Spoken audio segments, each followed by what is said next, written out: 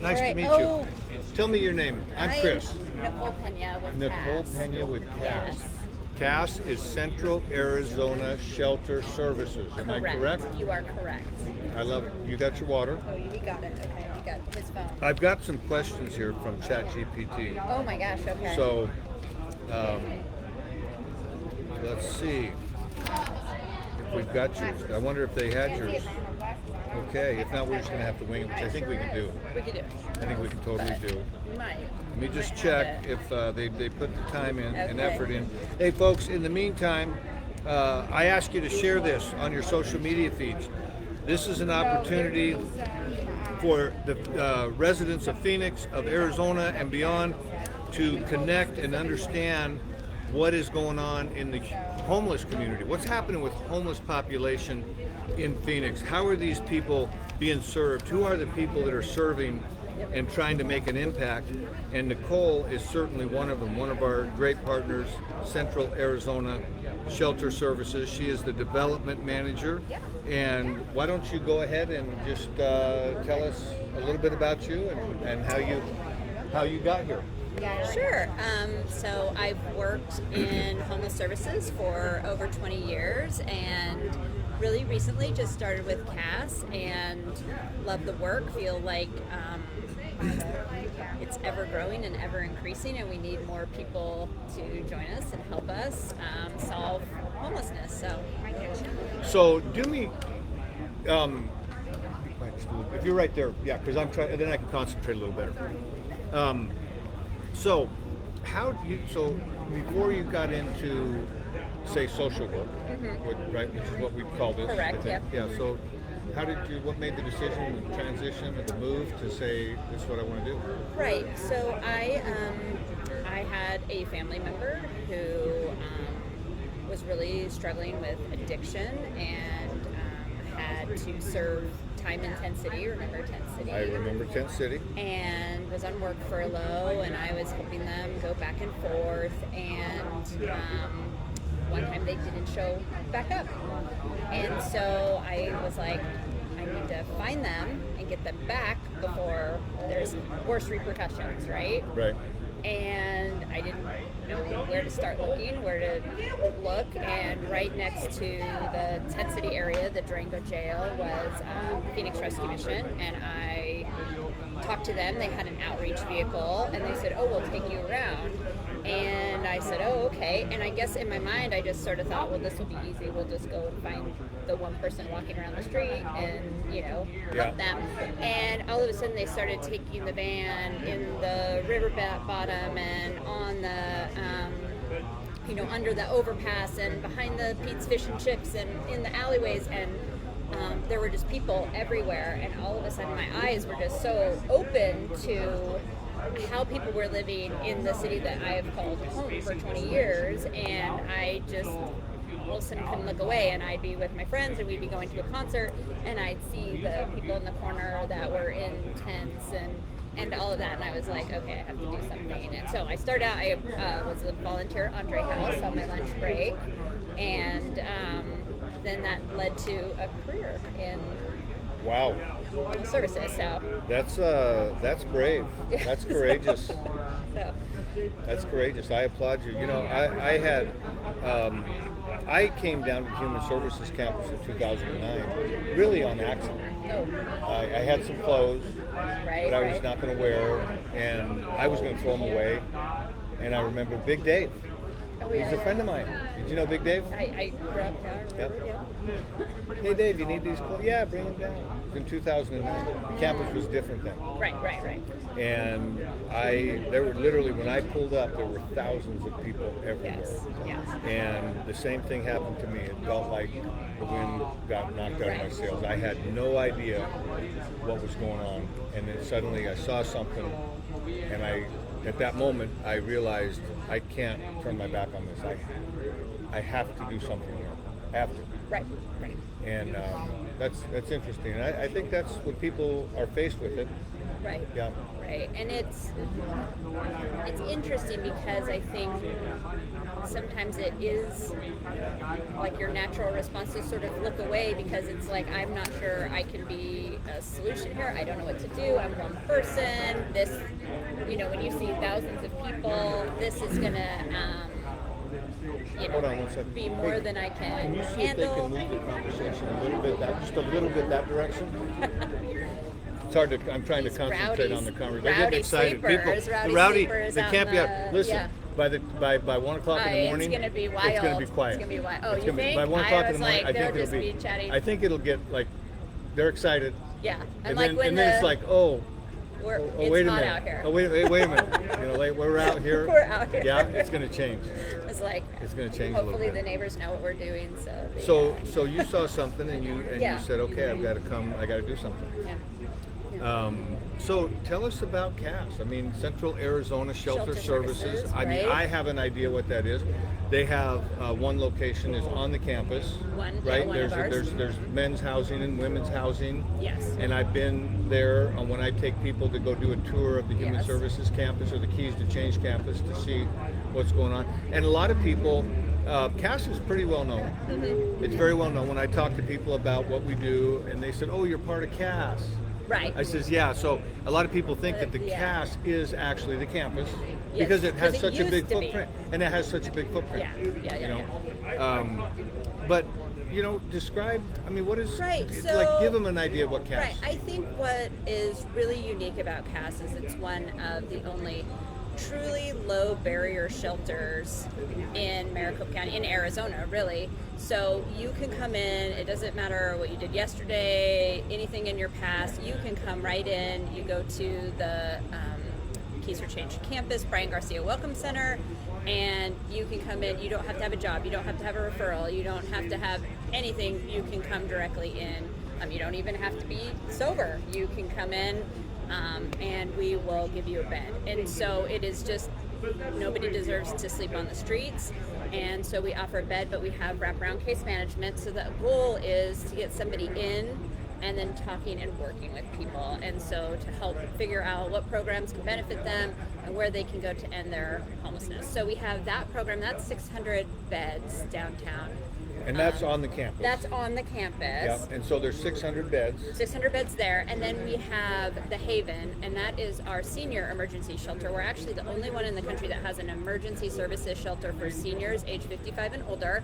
Not thrilled with that definition of a senior, but 55 and older is a senior, and they can come to our emergency shelter. And that is, we took over the old Phoenix Inn. I don't know if you know where that is. It's I-17 in Northern. Okay. There was a Super 8 and then like a Motel 6. Okay. And so we took over that Motel 6, remodeled it, really did a nice job. And so seniors experiencing homelessness can come and stay there. They get their own room, they have shower, bathroom. It's all ADA compliant, wheelchair accessible in the showers, all of that. They can bring their pet. And then the case manager ratio is 1 to 15. So they have case managers working with them. Some people need nursing care, and so we try to get them into like nursing homes or nursing situations. Some people can go into an apartment, some are still working, and so they need job skills. But Circle the City is a partner with us there. They do the medical, and yeah, it's just a really cool campus. Has a dog run. It's really fun. How many beds there? We have 170 beds. We consider it to be full at 130 because that's a lot of people. Yeah. But it's a big place. And it's a lot of partnerships that make that work. And then we have a family shelter. It's the Vista Colina. And that's a really cool property because it's little townhomes. So we can take some of the larger families that find themselves homeless. So, in fact, we have a family there right now that's a mom and a dad and 8 kids.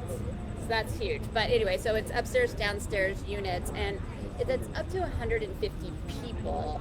And then we have 4 units that are emergency services units. So if a police officer runs across a family sleeping in a park, we can get them placed like right away, and that's a 7-day stay. And then we try to find more permanent place for them. If you're in our Vista Colina shelter, you have up to 6 months. We have case manager, works with the family, and then we also have a case manager for the kids. Right now we have 76 children on that campus, so Wow. And they're getting ready to go back to school, and it's a lot. So anyway, but the kids have all gone through a lot of trauma. They've been moved around a lot, and so that case manager is working with the school, making sure that they're getting everything they need to be successful. So.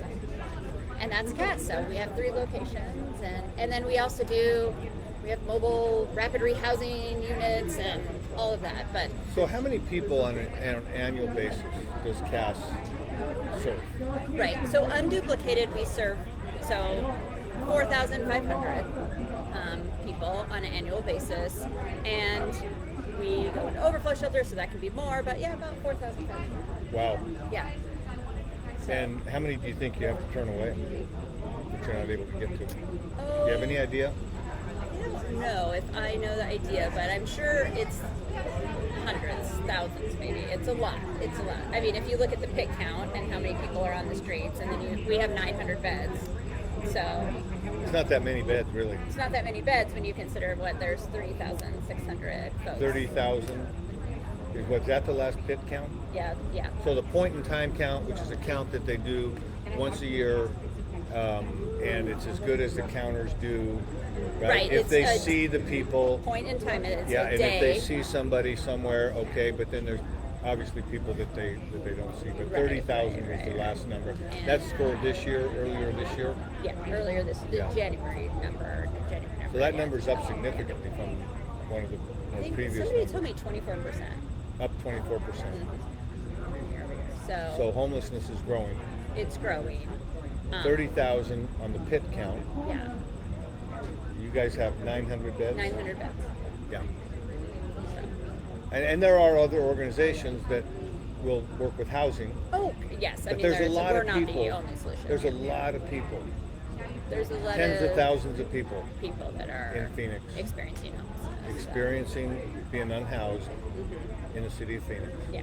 Yeah. Waiting for housing, or just in precarious situations, living in cars, and obviously during this time of year, it's not just an issue; it's deadly, right? I have had, I know I have, there's we're right next to, I've got a business that's right next to the 51 freeway. Oh, okay. And right alongside the 51 there is a flood canal. So it only fills up during rainy flood times, okay? Which in Phoenix is not that often. Right. Yeah. And so there are bridges, so you can't tell when you're on the street Right, that you're going there's- over a bridge, but there's, the drainage is below it, okay? There's a fence around it, but there's holes in the fence. And those shade that creates attracts a population of homeless. Right. And I know that we've had more than one person that they found dead under Oh, there. I'm sure. Just probably from the heat Heat exhaustion, heat and being out stroke. in the heat. And I think one of the, there's many reasons, but the 55 and older population is really the population that's growing the most in homelessness. And so one of the reasons why we opened the Haven was not only because that population is growing, but they are so much more vulnerable to the heat. They have medical conditions and things like that that just make it even that more deadly. And so the senior population was dying on the streets and So, but that's record something amounts. like the senior population, from what I've been hearing, is that's what they're finding is maybe one of the fastest growing pieces Fastest of growing. homelessness. And we're seeing it in our shelter. I mean, that's our largest population. Yeah, that's And I mean, it's a lot of different reasons. I mean, we see a lot of hospitalizations that last so long that they haven't made their rent payments, and so they're evicted, so they leave the hospital with no place to go. Family member issues where now they can no longer live with their daughter and they're in the streets. A lot of what we're seeing also is that maybe they lived in a home, they were renting a home, and their landlord has now decided, oh, I'm going to sell this house because the market's great or whatever, and they're going to look for $600 or $900 rent that they had before, and they can't find that anywhere. It's $1,600. They're on a fixed income, and pretty soon the landlord's like, you got to go, and they have no place to go. And then they come down to the campus, and it's like deer in the headlights. They have no idea what to do. So there's a lot of really crushing situations that people are facing. I love what you're doing. Well, thank you. I love what you're doing. Thank you. So, and how we work together with the Homeless ID Project. Yeah. So talk about that just a little bit. Well, right. So we have case management services, and I mean, you can imagine, like, if you're on the streets and you have a backpack, you probably don't have your birth certificate and your driver's license and any of your ID things with you. But when we start working with you to try to get you into housing, or try to even get you to where you're from, like a bus ticket or something, you need ID. And most people don't have that, and that becomes a real barrier to solutions. And so that's often, we have a position called a homeless navigator, and their main job is to take our folks that are at CASS, and the case manager says, hey, they need to go get an ID. And so they walk with them over to homeless ID, explain the process, and that's really kind of the first step. And I think that's even the motto there, right? That's really the first step into getting off the streets, is you get someplace safe, into shelter, and then we work with them to get their IDs. So there's somebody that asked a question Sure. on Facebook. Somebody says they fractured their knee with a job. There's no place for me to heal and get better. So I don't know exactly. That's a question that came over on the Facebook Live.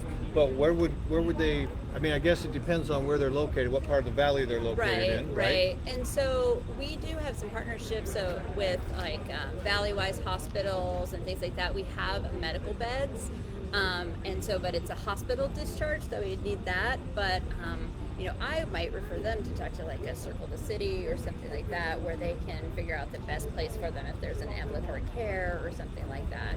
If they're 55 and older and they don't have a place to live, the Haven would be good for that. And so how do they find these? How does somebody find these resources? Yeah. So that's why I think we have such a unique model, because when you come down to the Keys campus, we're all there.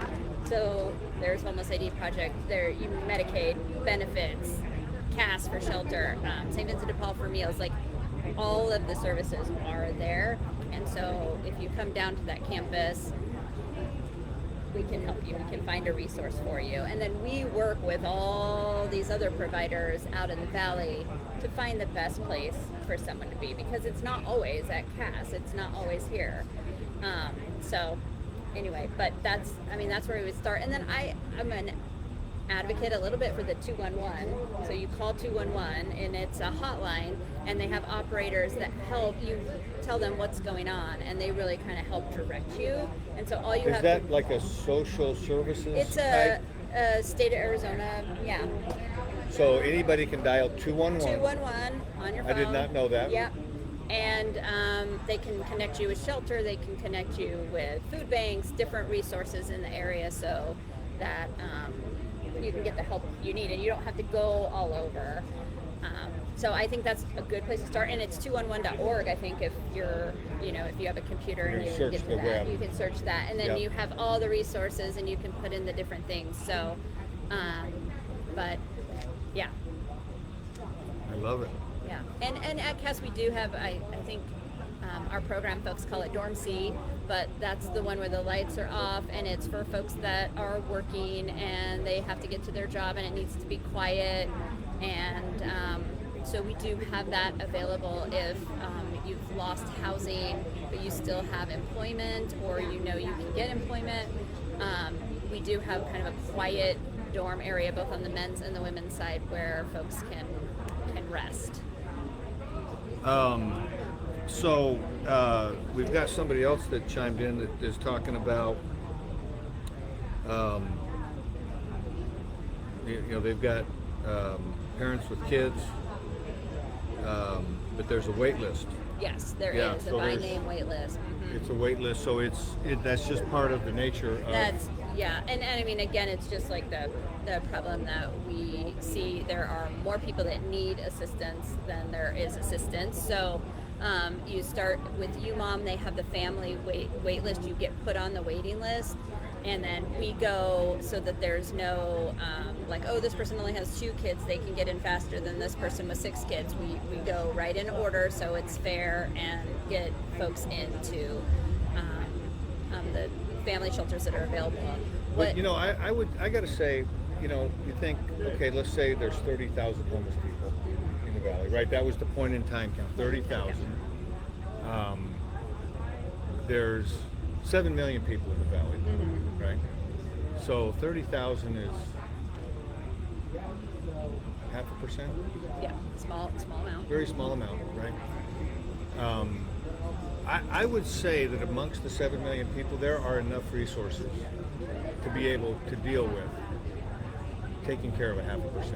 Right. Would you not? Would you agree? I would agree. Yes. What I do think, though, however, is I don't think people have any idea what's going on. And you might say a 0.5%, but that's 30,000 people roughly Right. that are living on the streets. Yeah, and that's also your, the boy sitting next to your kid in school who can't learn and who's fidgeting all over because he's been sleeping in a car, and so I mean it affects us on a very by person. But the way that a level. difference gets made is for more people to become aware Yes. and for more people to contribute. Because Right. the government's not coming to the rescue, are they? No, and in fact, I mean, we're right now. I mean, we were just sort of talking. We're seeing the decrease in funds, and that's very real. And the uncertainty about all of that and how that's working is very real. And we have a commitment to people. We're going to continue to serve them, and we'll figure it out. But I do think many people think, oh, Homeless ID Project, oh, CASS, the Keys Campus, that's government, and that's not. We're all nonprofits.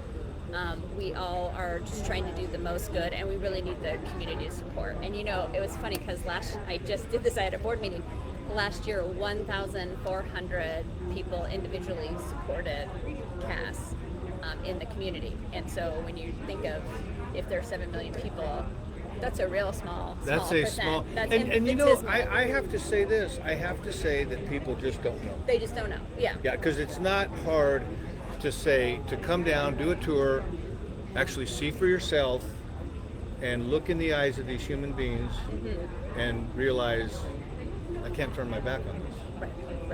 Yeah. And we have kind of all these metrics, but it's about $50 a day to stay in CASS. Like if we had to monetize all the services and the cost to have our employees and all of that, it's about $50 a day. So I mean, it's not.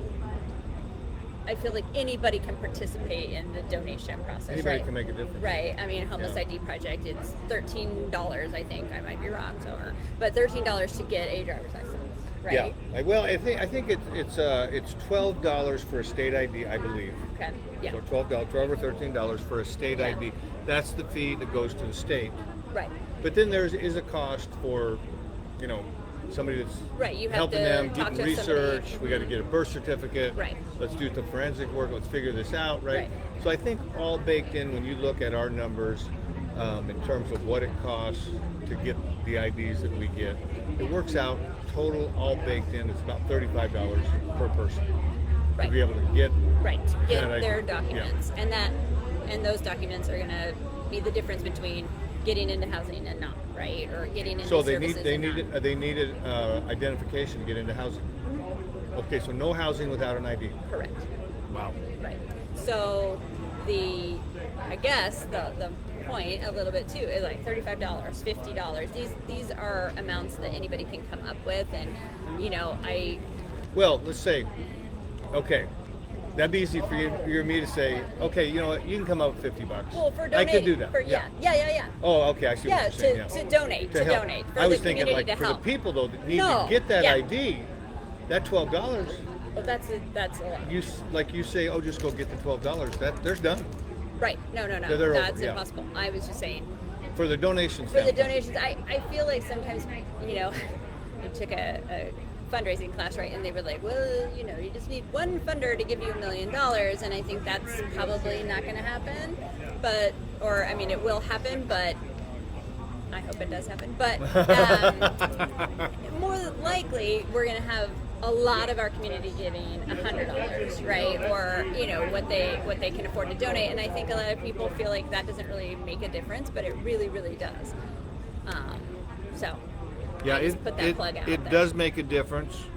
It absolutely makes a difference, and it doesn't have to be everything, but it's something. Here's what I believe: is I believe if the community can get involved, Yes. okay, you had 1,000 people donate, out of 7 million. Yeah. I mean, too much to ask for 2,000? Right. You know what I mean? Right. And I think if people are aware, people I think genuinely want to help.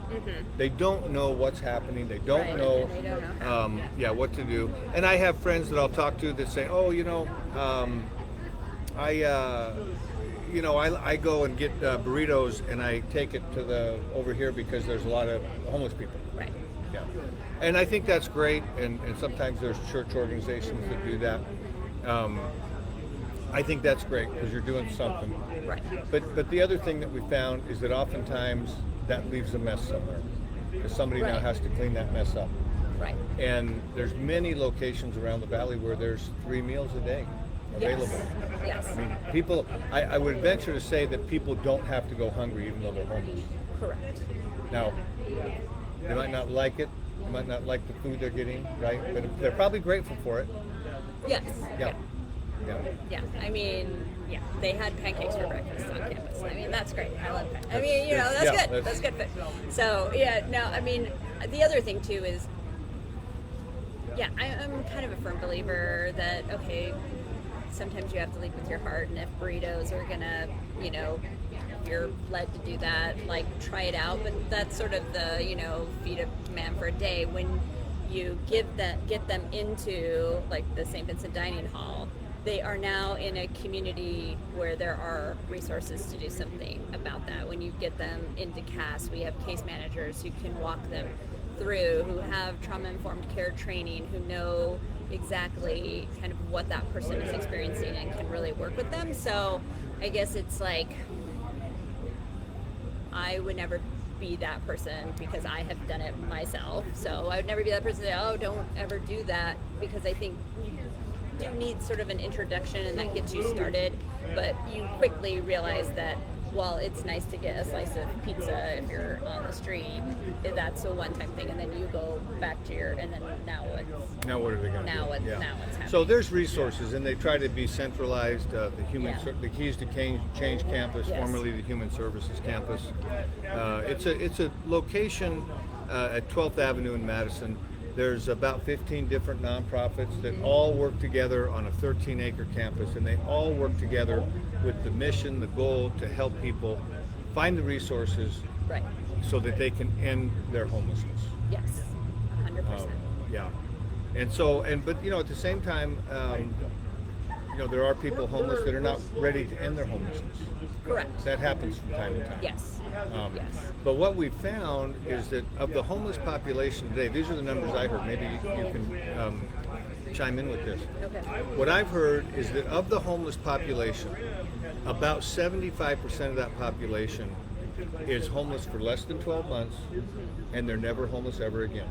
Right. They had a stroke of bad luck, something happened, and I don't like that, and then there's something happens in their life, they change, and then they never experience that again. And of the homeless population, about 10% or so bounces in and out of homelessness over time, and about 15% of the people on the streets are what we would call episodically homeless, maybe kind of checked out, like leave me alone. Chronically homeless, And, yeah, that sounds about right. That's what, So, and, I think we have a good idea, or when someone comes into the shelter and they're in that first 12, the first 12 months, and they haven't been homeless, and they're, really vulnerable and they're like, where am I and what am I doing? Versus the person who really, is checked out of society and doesn't want to kind of participate in those things. And sometimes you get that person in because it's extremely hot or it's pouring down rain and they're like, okay, I'll come in and I'll get shelter. And then, you can kind of chip away at that. When I worked in an outreach program, I remember there was a guy living in the riverbed and we talked to him 42 times. 42 times, I mean, over the course of the year, 42 times. And then one day he said, yeah, I'm thinking a bed would be good. And it was like, okay, but that's a lot of patience. But sometimes that's what it takes. But the folks that, they have been evicted or there's job loss or, family dynamics that have split apart, all of those things, and they happen really rapidly.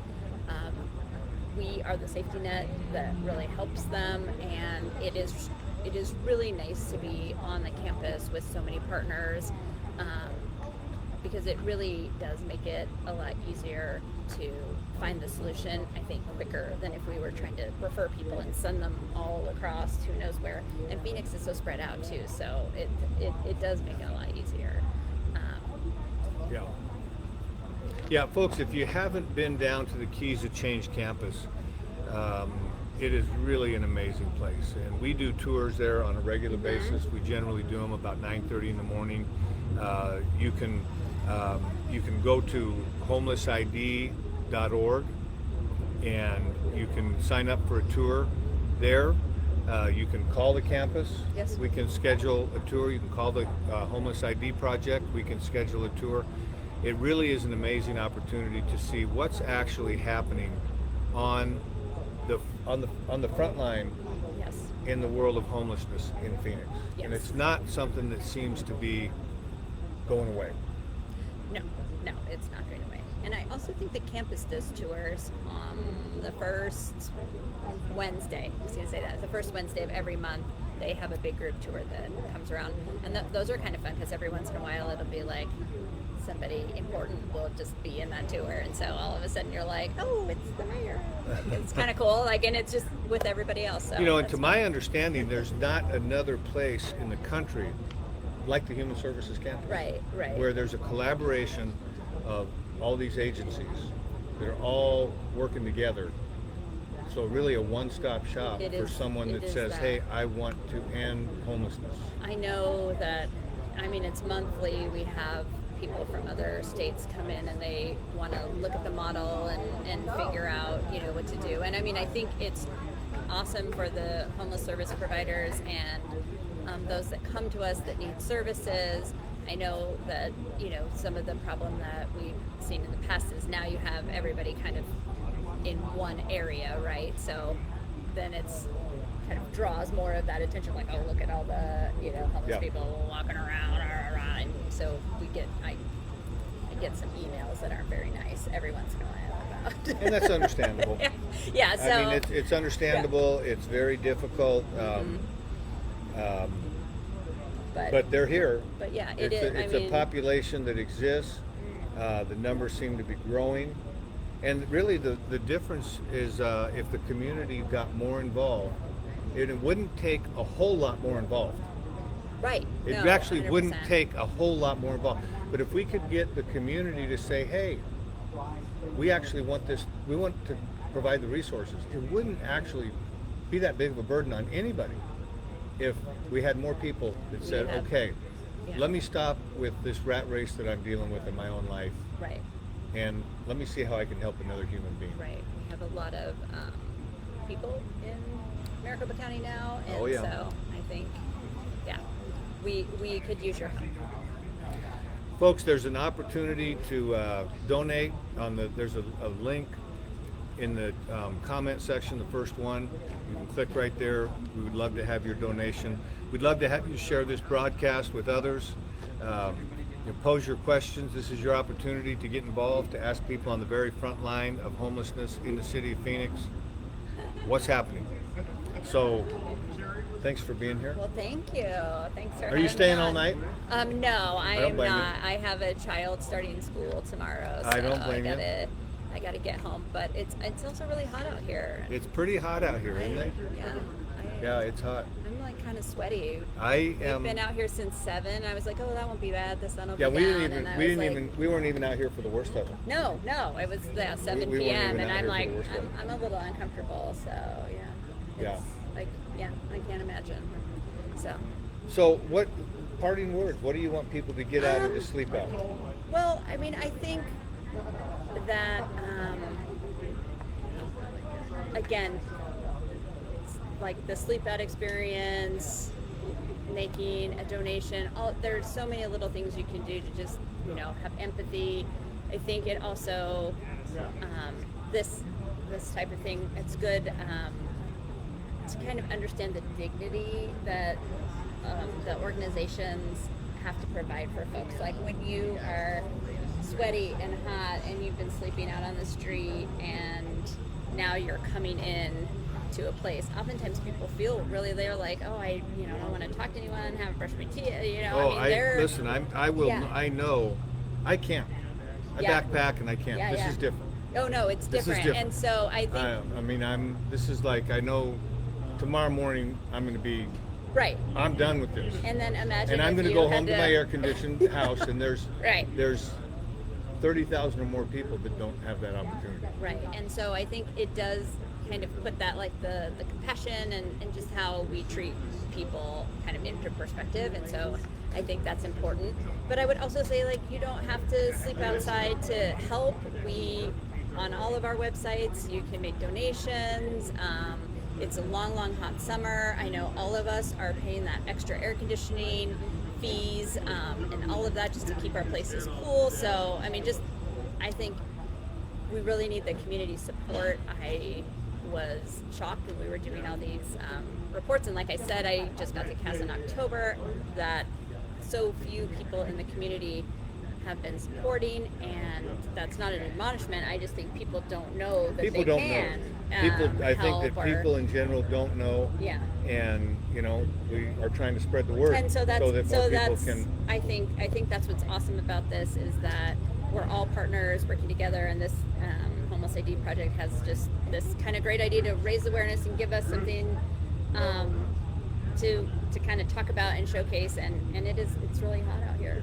It's hot. Sweaty. It's hot and sweaty. In fact, I'm going to get a drink of. Right, I've only been out I'm here going to get a drink. I'm going to get a little drink of water right for now. 3 hours, and it's already. I put the hat on because it was not looking good. So I mean, yeah. So I mean, it's going to be a I'm long. getting a drink of water. Yeah, you got the big one. It's going to be a long night out here, and so.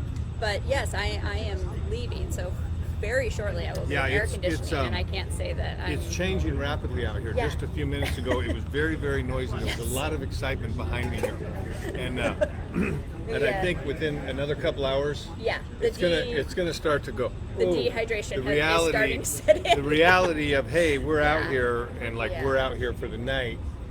Yeah. Yeah. Yeah. It's not going to be very comfortable. So anyway, but Hey, thanks for coming. Thanks It was nice for having to meet me. you. It was really nice. Thank you for the work that you do. Yes. And the Well, difference thanks that for you your make. service. Bye, everybody.